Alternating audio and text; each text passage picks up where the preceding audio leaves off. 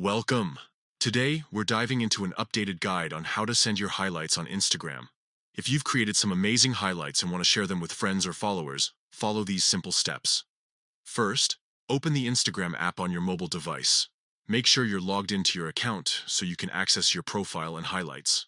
Once you're in the app, look for your profile photo located at the bottom left corner of the screen. Tap on it to enter your profile. Now that you're on your profile page, scroll down a bit.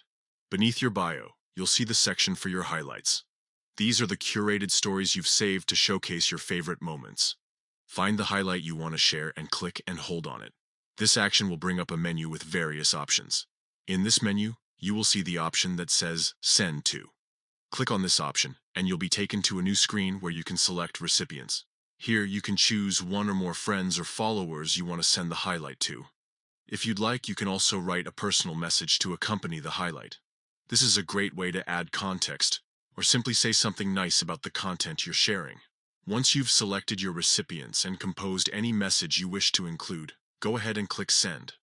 Your highlight will be sent directly to their inbox, allowing them to view it at their convenience.